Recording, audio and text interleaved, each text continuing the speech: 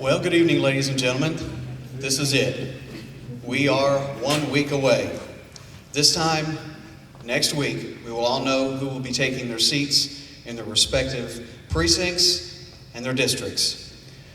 I welcome you out tonight to the very last meet and greet / forum. This is for the Middlesboro City Council, and I want to say a big thank you to the League of Women Voters for allowing me to be a part of this big program. Also to the City of Middlesboro for allowing us to have the Middlesboro Civic Center at our disposal. Without either one of these ladies and without the city, we couldn't have taken care of this, so thank you so much.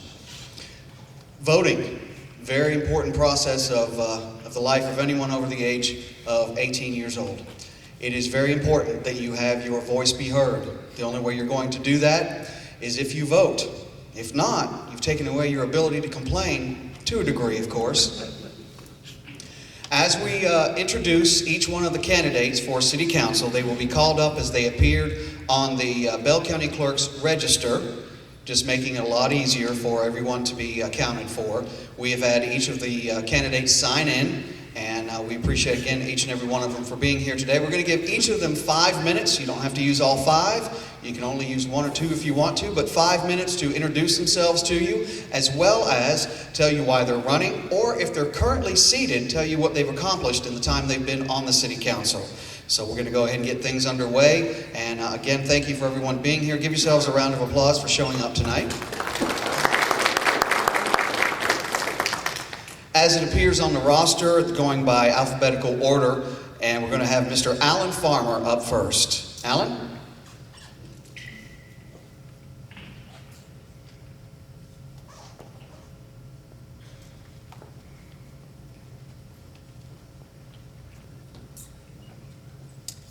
Thank everyone for coming tonight. My name's Alan Farmer. I'd like to thank the League of Women Voters, Mr. O'Brien, and I've been on the council for 1 year. I worked for the city, started in '76, retired in 1969. I was fire chief, ambulance director. I retired, went to Cumberland Gap Tunnel, and worked a few years. I came back to the city because that's what I love to do, working for the city and everything. And the council's done a lot, not just me, the ones that's on. We've accomplished a few things. We've got the ambulance service, from basic life support to ALS, Better Ambulance Service. You know, we've done a lot on it. We've tried to get the website, which Mr. Green's working on good, getting going. We got a lot of things still in the work, and if I get elected back in, trying to accomplish more of this. And everything. We have new equipment, better, good working people now, good employees. And I just like to thank everybody for being here tonight and everything. Thank you.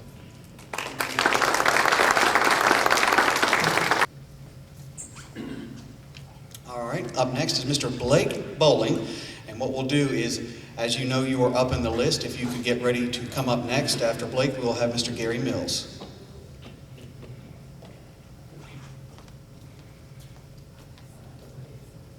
Hello.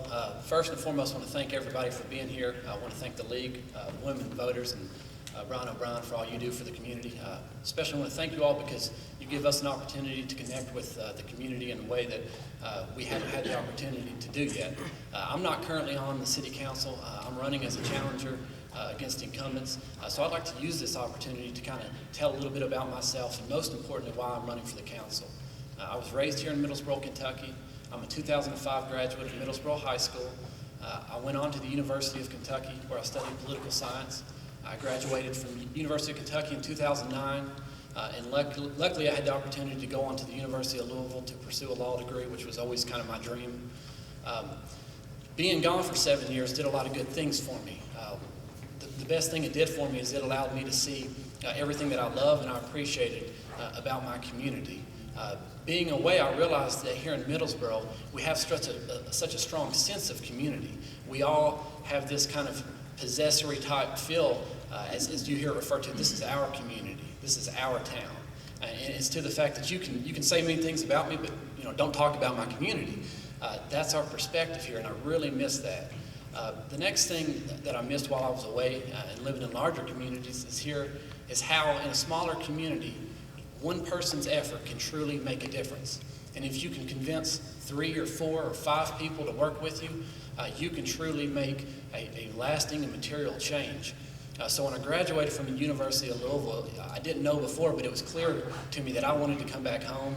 And I was so excited to come here and to practice law with my father and to get the opportunity to plug in to this small town that I missed so badly.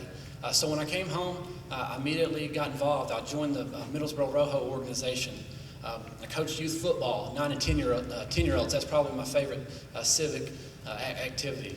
I currently serve as a chairman and a board of director for Discover Downtown Middlesboro, and I also serve as president for the Bell County Bar Association. I've enjoyed that involvement. I've enjoyed the relationships I've made with people, but I want to take the next step, and I want to ask the voters and the residents of Middlesboro to elect me into office on the city council. The most important question of the night is why. So why are you running for city council?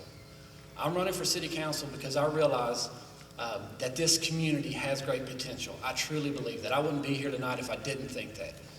And just as I say that, I'll say that I don't think that we're reaching our potential. I believe we're faced with long-standing and long-lasting historical obstacles that many communities in southeastern Kentucky face. And I think if we're going to overcome those obstacles, it's going to take a very strong local government. And that's going to require a very strong city council. A city council that's active, a city council that's engaged, a city council that rolls up its sleeves and gets to work in the community, a city council that you see on the weekends at community events, people that you can speak to, people that will take your cares and concerns above the council, will bring them up in meetings, and who are willing to implement those changes in the form of ordinances. The city council has a lot of power by statute. They can affect many ordinances that deal with health, safety, and general welfare of the community. And I think it's time that we get and we build a very active city council. And I hope on November 4th, when you get an opportunity to vote, you'll vote for me, because I promise to you to be a proponent of activity and progress. Thank you. Bye-bye. Mr. Mills is up next, and right after Mr. Mills, we're going to do a microphone change down to the floor. We have one of our candidates that's unable to get up the stairs. We'll do that here momentarily. Ladies and gentlemen, Mr. Gary Mills. Thank you, Brian. Thank you all for being here tonight. My name is Gary Mills. I was a high school teacher here for 30 years in Middlesboro, so I know a lot of you by your parents, grandparents, some of your children. I've served on the council for quite a few years, off and on. On occasion, I was sent home by popular demand and then brought back. So I would like to serve this term again, this upcoming term. I've got some ideas that I think would help, and I think the city council is the place to start with those ideas. And I will present them either way, whether I win, lose, or draw before January. I would also like to say I'm very heartened by the young people that are running this time. It does my heart good. The last election we had 9 people run, and the last one signed on, just the last day, and that's discouraging. But to see the young people come out, I think the city needs new blood. I think the city needs new thinking, new minds. That's good. I'm looking forward to seeing that. By the same token, I was once in their place. I was a new kid on the block.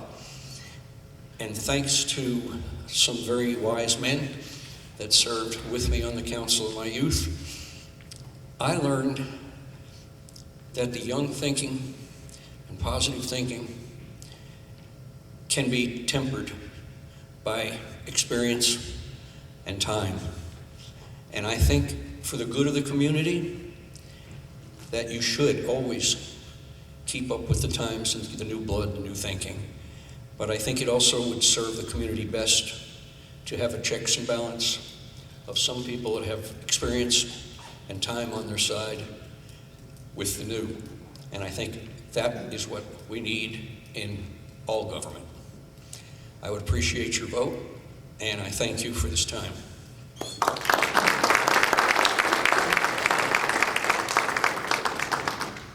All right, we're going to make a very quick microphone change for Ms. Percival Give us just one moment.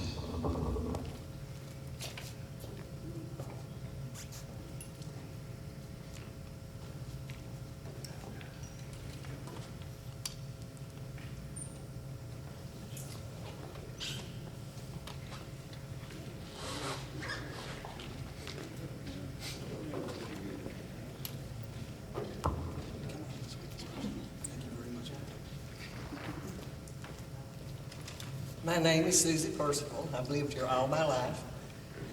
I worked at the hospital, helping people, and I'd like to continue that. I took my brother's place as a councilman when he passed away, and I've enjoyed it, and I'd like to stay there. Thank you.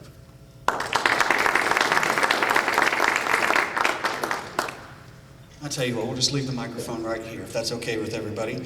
Unable to be here tonight is Mr. Benjamin Hickman III. Lucas Carter, you're up next, sir.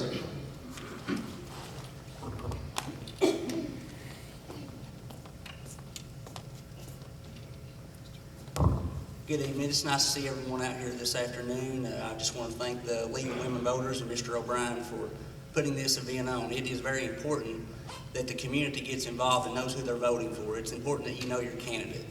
And I've served on the council, and we've done a lot of great things. Like Alan said, we went ALS, and that's not cost the taxpayers one dime. That's increased revenue for the city of Middlesboro. It's also increased, that's give your family better services. If someone becomes ill, we have trained personnel. That's increased employment for Middlesboro. So that's one of the great accomplishments that we've done. Now, I work at the unemployment office in Middlesboro, and we've been in a struggling economy. We all know that we need more jobs, and we've got industrial parks, and we've got paved roads. But one thing that we need to do is we need to get this community work ready. And when you say work ready, what do you mean? We got people ready to work. Work ready means across the state, places are work ready, and these places, businesses are located in those industrial parks. And that's what we need. We need to take that initiative to become work ready. It's been an honor to serve the citizens of Middlesboro. I love getting out and meeting with people. I see lots of people every day. I also am a licensed funeral director and work part-time at Shoemate Funeral Home. And it's an honor serving people, serving families. And I like serving this community. And I appreciate my mom and dad. My dad's been a council member for 20 years, and he's retired this year. My wife, she's an educator in the Middlesboro school system. And we just want to give back to this community. And my kids, Alexis and Blake, they're just beautiful. They're my #1 supporters. And I just want to give back to this community and make Middlesboro better. And I think we can do that if we'll work together hand in hand. That's what we need to do, is we need to get together, like Blake said, work hand in hand with our schools, with our county executives. We got some of those back there, our masters. We all need to just sit at the table and work together. And they've had those summits before, and those have worked real well. So on November the 4th, I ask for your support, and I would appreciate it greatly. Thank you. Next up, Mr. Kevin Barnett. And we have to adjust things just a little for those who are taller here.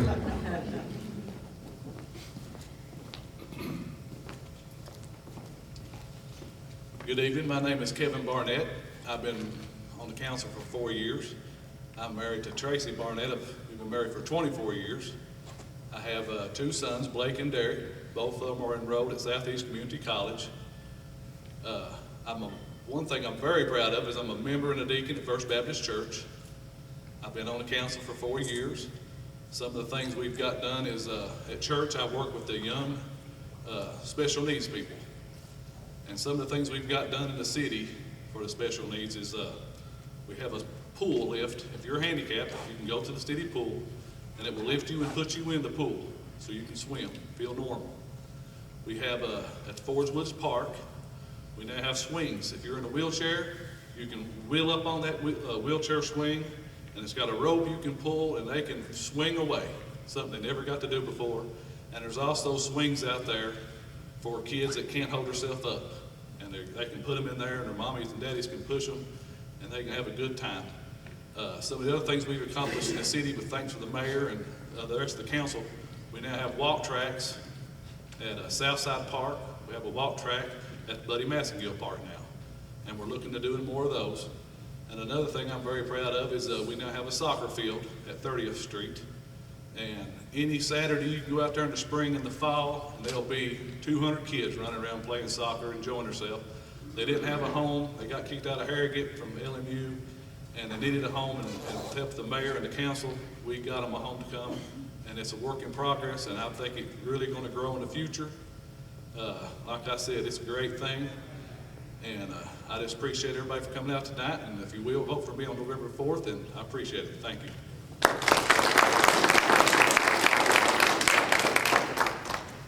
Next up, Mr. Clarence Bo Green.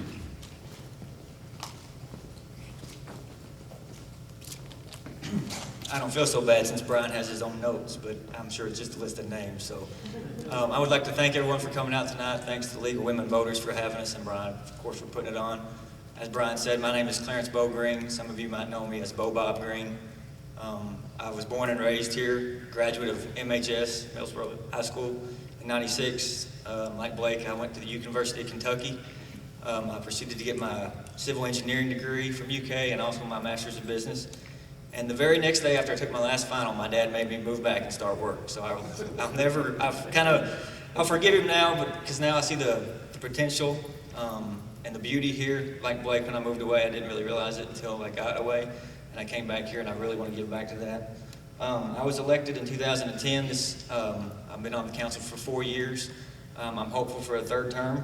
In addition to the city council, I also serve as vice chair of the Bell County Economic Development Foundation. I'm also on the board of directors for Kentucky Highlands Investment Corporation, and I'm also on the advisory council for the Promise Zone, in which all of those organizations are geared towards creating jobs in our area. Also, like Blake, I'm a coach for the youth basketball program here in town, and that's one of the best things that I could do as well.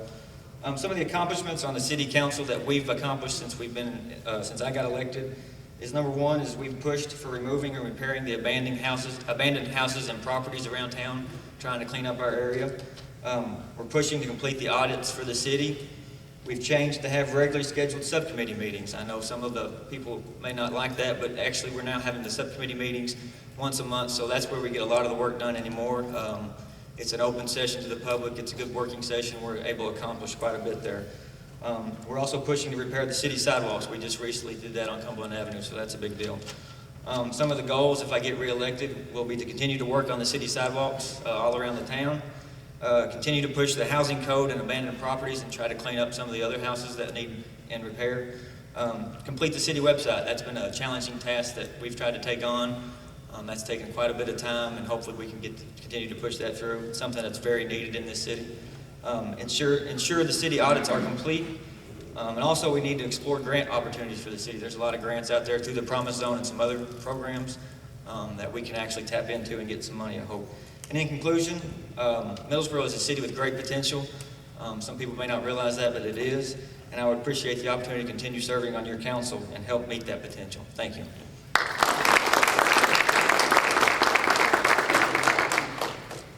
Next is Mr. Rodney Adkins.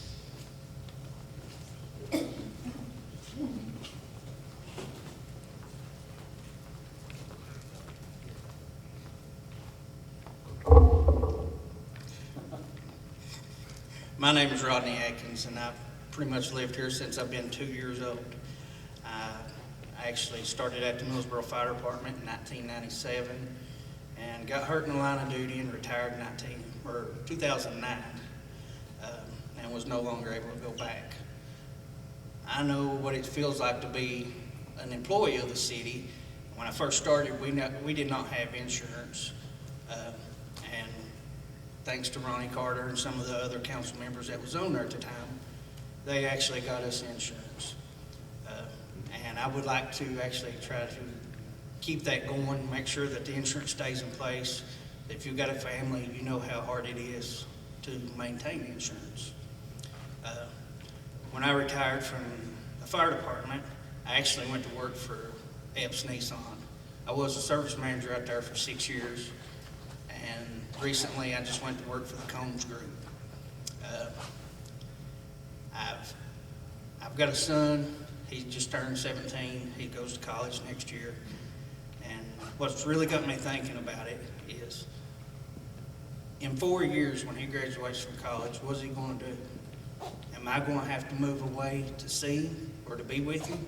Or can we create something here in this town to where he can come back and say, hey, I want to come back home. That's where I want to live. Instead of saying, hey, I want to go to Texas right now.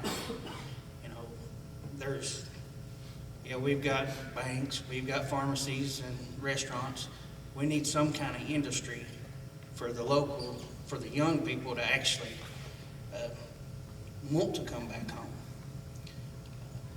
I'm not saying that I can be the one that can get it done, but I will tell you this, if it's right, I will vote for it. If it's wrong, I'll vote against it. And they say the truth stand when the world comes to an end, and that's where I stand on is the truth. If I tell you one thing, that's what I mean. I will not go back on it. I do appreciate the opportunity for the League of Voters, the Women League of Voters, of actually letting me come up here and speak. I'm not a very good public speaker, but I do appreciate that, and I appreciate Brown O'Brien for hosting it, and everybody else for coming out. If you would, I would appreciate your vote on November 4th. If not, I understand. Thank you all. Next up is Mr. James Madison.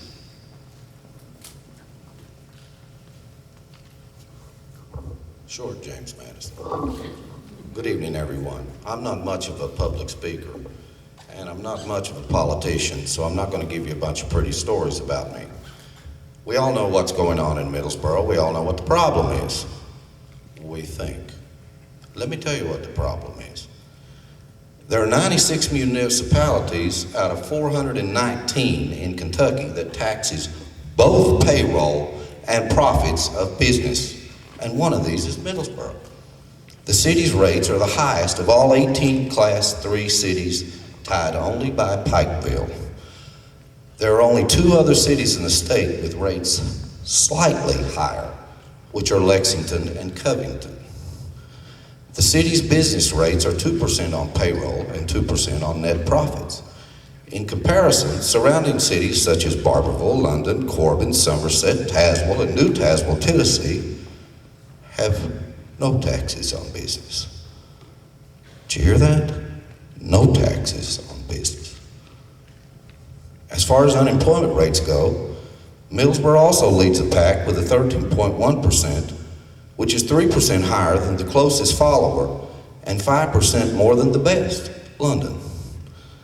When we look at medium household incomes, Middlesboro comes in next to last, behind Barberville, as well as with the percentage of individuals making less than $15,000 per year. Although Middlesboro has the lowest real estate tax of the Kentucky cities in our comparison, at 6.9, followed by London at 8.9, Tazewell and New Tazewell have none, while Corbin has the highest. Finally, in regards to personal tangible taxes, London is by far the lowest, coming at 8.9, while Middlesboro is next to the highest, 23.2.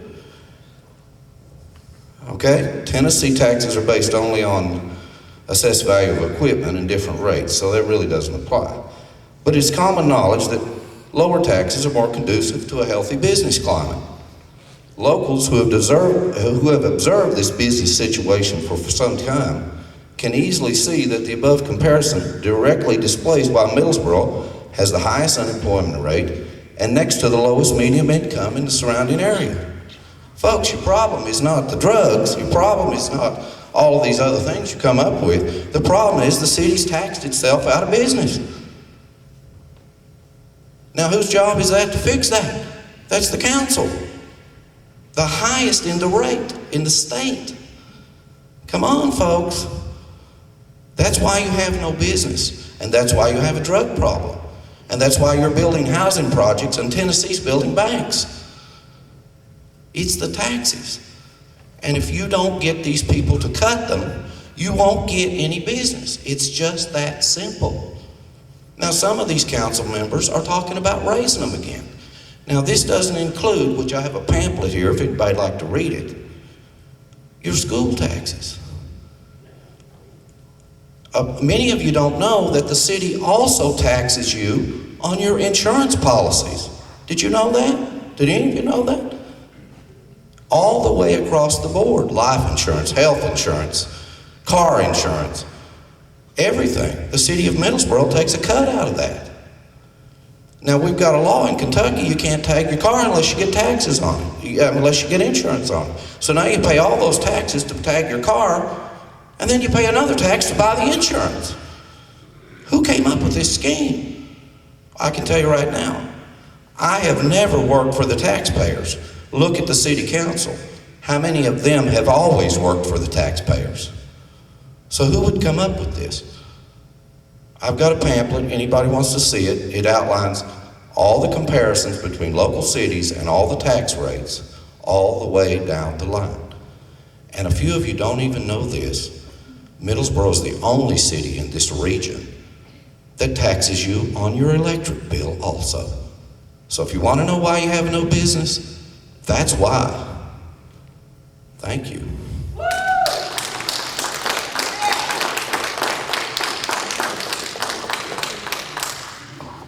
Up next is Mr. Jim Hyde.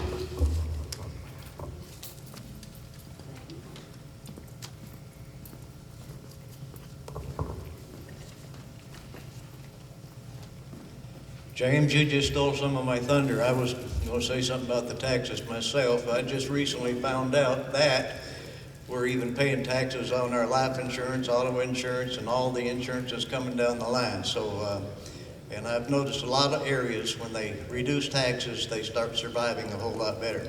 But anyway, let me get on here. I moved to Middlesboro in the fall of '72, married a little coal miner's daughter in the spring of '73, and been permanent party ever since. This is home to me. And I've been really involved in a lot of things. For the last 5 years, I've put on a program at the city parking lot honoring all veterans, past veterans, active duty, all different branches of the service. I don't think there's enough being done to honor our service personnel. They go out for very low pay, put their lives on the line so that you and I can stay free. They go over and fight the enemy on the other side of the big pond, but recently they've been coming over here. But I really think that our veterans just don't get the response from the citizens that they should. And on top of that, I've volunteered for several years for the Salvation Army. Been on their advisory board since 1993. And also, right now I serve as a cook at the Salvation Army. Monday through Friday, I go in the morning and cook up a meal, and anybody that comes in through the door from 12 to 1 o'clock, Monday through Friday, we feed them no charge. We've got a lot of people that are needing some help in that line. There are a few homeless people. There are some people that have come up to us after they eat and said, if it wasn't for you guys doing this, I'd be hungry all the time. So there are people that's needing help. And I also serve as assistant pastor of the Gospel Outreach Baptist Church on Parker Lane. And I've been, like I say, working with the Salvation Army for many years. I recently became the treasurer for the FRG, that's the Family Readiness Group for the local National Guard unit. And I was a veteran of the U.S. Army Supply Engineers. And I've always done something to try and serve and help my fellow citizens. Anybody that knows me for any length of time, they know I've been involved in a lot of things and trying to help people. And this is just one more step that I'm looking forward to of being able to help. I've never held a office like a council person in the past, but there's always a first time for everything.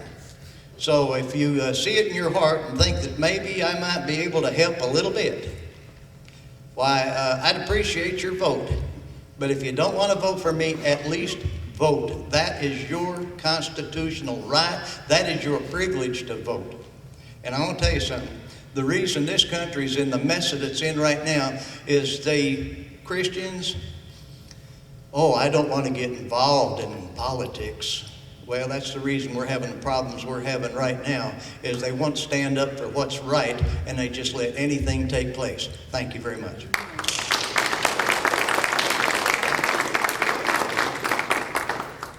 Well, ladies and gentlemen, that is our list for tonight. These are the folks who will be speaking that you've seen here tonight for you. They're representing you.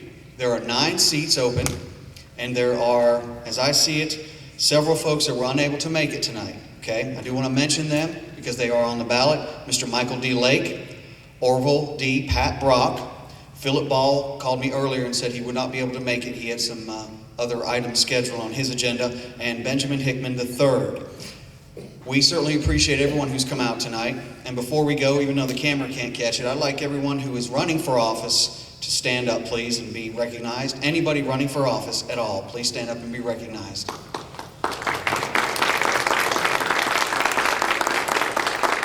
Thank you very much. Now, tonight's broadcast will be available on Channel 13. It will be shown tomorrow night at 5:30. You can see how all of you did. And we'll also have it on the Big One Facebook page, Big One YouTube channel. And we just hope that everyone was able to gain more information about the people they're voting for. Another big thank you to the League of Women Voters, not only for this event, but for all the others that they took part in, and also for those who took part in the primaries earlier this year. We are down to just days.